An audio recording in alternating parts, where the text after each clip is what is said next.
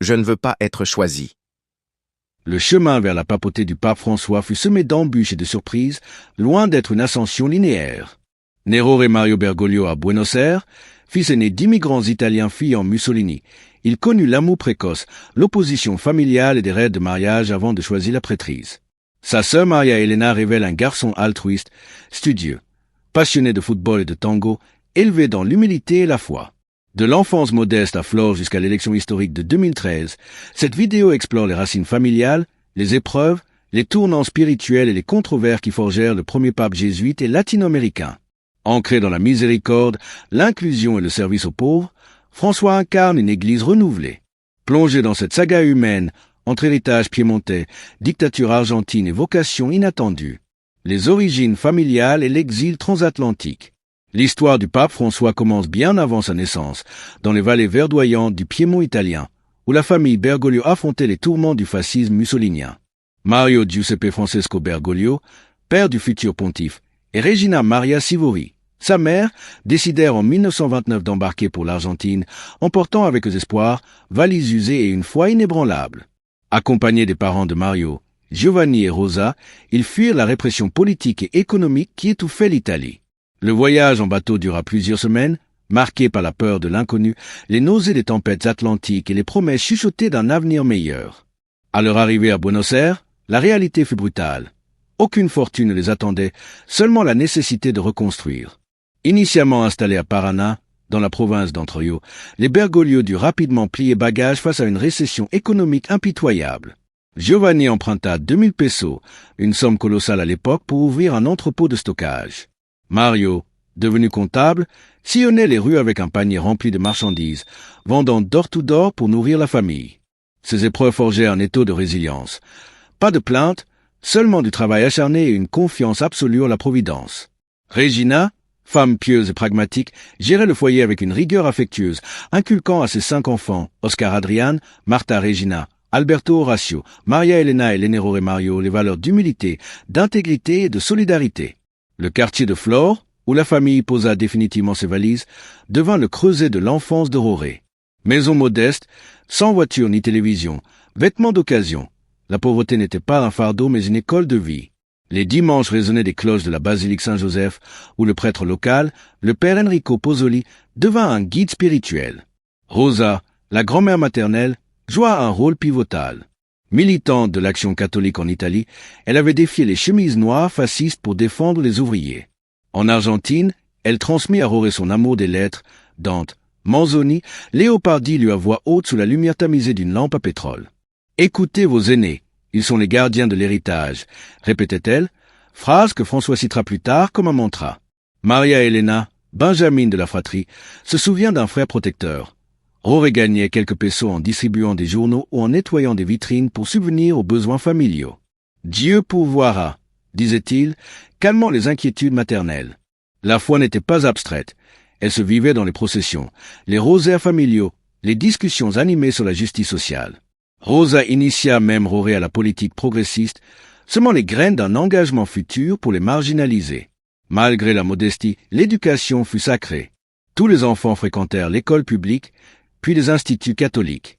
Roré excellait en sciences et en littérature, mais déjà son sérieux détonnait. Ses camarades le taquinaient, elle philosophait. Pourtant, il n'était pas austère. Fanatique du club San Lorenzo de Almagro, il vibrait lors des matchs au stade Gazometro, collectionnant les vignettes des joueurs. Le tango milonga, dansé lors des fêtes de quartier, révélait un garçon élancé, souriant, loin de l'image monacale future. Ces années piémontaises transplantées à Buenos Aires instillèrent une double identité, italienne par le sang, argentine par le cœur. La langue italienne résonnait à table, les recettes de polenta et de risotto se mêlaient aux empanadas. Cette hybridité culturelle marqua François. Il parlera toujours avec l'accent porteño, mais citera dans en italien. L'exil familial, loin d'être une rupture, devint une force, savoir partir, rebâtir, intégrer sans renier ses racines. Les biographes soulignent que cette période posa les fondations de sa théologie de la rencontre.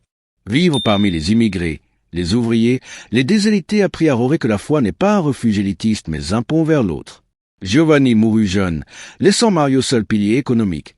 Regina, veuve précoce dans l'âme, redoubla d'efforts. Roré, aîné responsable, internalisa cette abnégation. Ainsi, l'exil transatlantique ne fut pas qu'une migration géographique. Il sculpta une vision du monde où la précarité devient tremplin vers la solidarité. Les Bergoglio n'étaient pas riches en pesos, mais en amour, en récit, en espérance. Cette richesse invisible accompagna Roré jusqu'au Vatican, où il refusera le palais apostolique pour un modeste appartement. Écho de la maison de Flore. L'enfance entre foi, football et premiers émois. Dans le quartier populaire de Flore, l'enfance de Roré Mario Bergoglio se déroula comme une partition à 3 voies, famille, rue, église. La maison familiale, exiguë mais chaleureuse, bruissait de rires, de prières et d'odeurs de sauce tomate mijotée par Regina. Les 5 enfants dormaient dans 2 chambres, partageant lits superposés et rêves. Roré, l'aîné, endossait naturellement le rôle de grand frère. Il aidait aux devoirs, arbitrant les disputes avec une patience d'ange. Maria Elena se souvient. Il ne criait jamais, il expliquait. La rue était son terrain de jeu. Avec les gamins du coin, il improvisait des matchs de football sur des terrains vagues, transformant un ballon râpé en Coupe du Monde. San Lorenzo était plus qu'un club, une religion parallèle. Roré collectionnait les vignettes, récitait les scores par cœur, vibrait lors des derbies contre Huracan. Allez les Cuervos, hurlait-il, maillot bleu et rouge sur les épaules. Ce passionné deviendra cardinal sans jamais renier son équipe. En 2013, il recevra le maillot dédicacé au Vatican. Mais la rue offrait aussi des leçons plus dures. Flore n'était pas un quartier aisé. Chômage, immigration récente, tension sociale. Roré voyait les vendeurs ambulants, les familles entassées dans des conventillos. Sa grand-mère Rosa, avec son passé militant, commentait l'actualité. « Regarde, mon petit, la dignité du travailleur. » Ces images gravèrent en lui une sensibilité aiguë à l'injustice. L'église Saint-Joseph devint son second foyer. Le père Pozzoli, confesseur attitré, repéra tôt la piété du garçon. Roré servait la messe, sonnait les cloches, aidait à la catéchèse.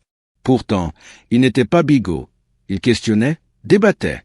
Pourquoi les pauvres souffrent-ils plus, demandait-il au prêtre, prémisse d'une théologie de la libération avant l'heure. Côté études, Roré brillait.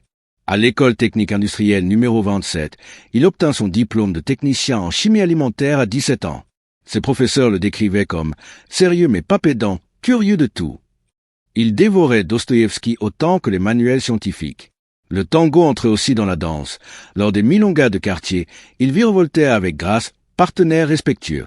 Raphaël Musolino, ami d'enfance, grand, mince, il avait du style. Les filles le regardaient, mais il restait timide. Et puis vint Amalia. À 12 ans, Roré tomba amoureux de la voisine Amalia d'Amonte. Innocence absolue, billets glissés sous la porte, dessin de maisonnette aux toits rouges promis en mariage. Si je ne t'épouse pas, je serai prêtre, écrivit-il. Amalia, flattée mais effrayée, montra la lettre à ses parents. Scandale. Son père la punit. Les Bergoglio, alertés, mirent fin à la romance naissante. Roré, puni à son tour, rangea son cœur brisé dans un coin. Amalia, des décennies plus tard, c'était pur, enfantin. Il voulait juste une famille comme la sienne. Cet épisode révéla un garçon rêveur, attaché au modèle parental. Mario et Regina formaient un couple uni, malgré les épreuves. Roré admirait leur tendresse discrète, leur dispute vite apaisée par un baiser. Il voulait reproduire cela. La prêtrise semblait alors lointaine, presque un plan B. Les vacances familiales à la campagne renforçaient les liens. Pique-nique au bord du Paraná, partie de car, chants italiens. Roré, guitariste amateur, animait les veillées. Maria Elena, il nous faisait rire avec des imitations. Pourtant, une gravité intérieure grandissait. À 16 ans, il confia à un ami. « Je veux aider les gens, mais comment ?» La chimie l'attirait, la médecine aussi. Il envisagea même des études médicales pour guérir les âmes et les corps. La foi familiale, jamais ostentatoire, imprégnait tout. Rosa lisait la vie des saints. Regina cousait des vêtements pour les pauvres. Roré internalisa cette charité vécue. Lors d'une inondation à Flore, il organisa avec des camarades une collecte pour les sinistrés. Geste spontané, préfigurant l'évêque des bidonvilles. Ainsi, entre ballons, livres et billets d'amour, l'enfance de Roré tissa une toile complexe. Joie populaire, rigueur intellectuelle, compassion précoce. Rien ne prédestinait au trône de pierre, pourtant tout y conduisait. Le premier amour et la rupture familiale. L'histoire d'Amalia d'Amonte reste l'un des joyaux les plus touchants de la jeunesse de Roré Mario Bergoglio. À 12 ans, Dans la banlieue tranquille de Flore, le garçon élancé au regard sérieux tomba éperdument amoureux de sa voisine. Amalia, cheveux noirs et sourire espiègle, incarnait l'innocence des jeux d'enfance. Leur idylle débuta par des regards furtifs à travers les grilles, des « bonjour » timides, puis des billets glissés sous la porte. Roré, audacieux pour son âge, dessina une maison au toit rouge. « Je l'achèterai pour toi quand on se mariera. » Phrase d'enfant, mais lourde de sens. Il alla plus loin. Dans une lettre calligraphiée avec soin, il écrivit « Si je ne peux pas t'épouser, je deviendrai prêtre. » Ultimatum puéril ou intuition prophétique. Amalia, flattée mais dépassée, montra la missive à ses parents. Réaction immédiate, interdiction formelle. Son père, furieux qu'une fillette de 12 ans reçoive des déclarations, la réprimanda sévèrement. « Tu n'écriras plus à ce garçon. » Chez les Bergoglio, Regina, informée par les commérages du quartier, convoqua Roré. Discussion tendue. « Tu es trop jeune pour ces bêtises. Concentre-toi sur tes études. » Mario, plus sévère, le punit en lui retirant sa sortie football du dimanche. La romance s'éteignit net. Amalia, années plus tard dans des interviews, raconta « Mon père m'a frappé parce que j'avais osé répondre. J'ai eu peur, je voulais qu'il disparaisse. » Roré, lui, rangea son dessin froissé dans un tiroir. Blessure secrète, jamais confessée. Pourtant, cet épisode marqua un tournant. Le rêve de mariage, modèle parental idéalisé, se brisa sur le mur de l'autorité. La prêtrise, évoquée comme un pis-aller, devint une porte de sortie inconsciente. Maria Elena, témoin indirect, se souvient d'un frère soudain plus renfermé.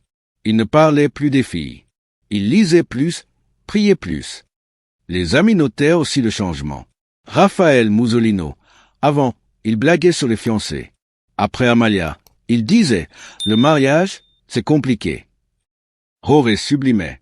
Il se réfugia dans les études, obtenant son diplôme de chimie avec mention. Le soir, il aidait à la basilique, servant la messe avec une ferveur nouvelle. Regina, inquiète, tenta de le rapprocher de la vie laïque. Elle aménagea une salle d'études pour qu'il prépare la médecine. Surprise, sur l'étagère, des manuels de latin et de théologie. « Maman, j'étudie la médecine, de l'âme, » répondit-il. Regina pleura, comprenant que son fils glissait vers un chemin qu'elle redoutait. Elle craignait l'éloignement, la solitude cléricale. Mario, pragmatique, accepta. S'il est heureux, que Dieu le guide. Amalia, interrogée en 2013, insista sur la pureté. À cet âge, on ne connaît pas l'amour. C'était un jeu. Pourtant, pour Roré, ce fut une épreuve formatrice. Il apprit la frustration, le renoncement, la sublimation. Des biographes comme Austen Ivreg y voient la genèse de sa théologie de la miséricorde. Avoir aimé et perdu enseigne la compassion pour les cœurs brisés. Des années plus tard, cardinal, il confiera à un journaliste « J'ai failli me marier. Dieu m'a appelé autrement. » Phrase laconique, mais lourde. Amalia, mariée et grand-mère, conserva la lettre. En 2014, elle tenta de rencontrer François au Vatican. Sécurité oblige, ce fut impossible. Geste symbolique. Elle lui envoya une copie du dessin original. Réponse du pape, une bénédiction apostolique. Cet amour d'enfance, loin d'être anecdotique, révèle un Roré humain, vulnérable, capable de passion avant la vocation. Il humanise le pontife, montrant que la prêtrise fut un choix, non une fatalité. Les métiers de jeunesse et la crise spirituelle. Avant la soutane, Roré Mario Bergoglio fut ouvrier, chimiste, enseignant, même videur. À 17 ans, diplôme de technicien en chimie alimentaire en poche, il entra dans le monde du travail. Premier job, laborantin dans une usine alimentaire. Il analysait des échantillons, pesait des poudres, apprenait la rigueur scientifique. Salaire modeste, mais fierté d'aider la famille. Maria Elena, il rentrait couvert de farine, mais heureux. Puis vint le poste de concierge dans un immeuble de Buenos Aires. Tâches ingrates, nettoyer les escaliers, réparer les fuites, gérer les locataires. Roré, toujours courtois, écoutait les plaintes, réglait les conflits. Expérience formative. Il côtoyait des familles ouvrières, des immigrés, des solitaires. Il vit la précarité de près, apprit l'empathie active. Le job le plus surprenant, videur dans une boîte de nuit de Palermo. Roré, grand et costaud, surveillait l'entrée, calmait les ivrognes, évitait les bagarres. Contraste saisissant avec l'image future. Il confiera plus tard. J'ai vu la nuit, la solitude, la violence. Ça m'a appris la miséricorde. Des collègues se souviennent d'un garçon ferme et juste, refusant les pots de vin. Parallèlement, il enseignait la littérature et la psychologie dans des collèges catholiques. Charismatique, il captivait les élèves avec Dostoïevski ou Freud. La littérature révèle l'âme humaine, disait-il. Ses cours étaient des dialogues, pas des monologues. Élèves conquis, collègues impressionnés. L'élection choque et la réaction familiale déchirante. Le 13 mars 2013 marque un tournant historique dans l'histoire de l'Église catholique. Dans la chapelle Sixtine, après des jours de conclave tendu, la fumée blanche s'élève enfin au-dessus de la basilique Saint-Pierre. Des millions de fidèles retiennent leur souffle. Habemus Papam, annonce le cardinal Torrent. Puis, le nom, Jorge Mario Bergoglio. Le monde entier est stupéfait. À Buenos Aires, dans le modeste appartement de Maria Elena Bergoglio, la sœur cadette du nouveau pontife, c'est le chaos émotionnel total. Maria Elena, alors âgée de 66 ans, est assise devant son téléviseur, un chapelet à la main. Elle avait prié ardemment, non pas pour l'élection de son frère, mais contre. Je ne veux pas qu'il soit choisi, avait-elle confié à des proches des semaines plus tôt. Consciente de l'immensurabilité du fardeau papal, solitude absolue, responsabilité de 1,3 milliard de catholiques, éloignement définitif de l'Argentine, elle redoutait pour Jorge ce destin.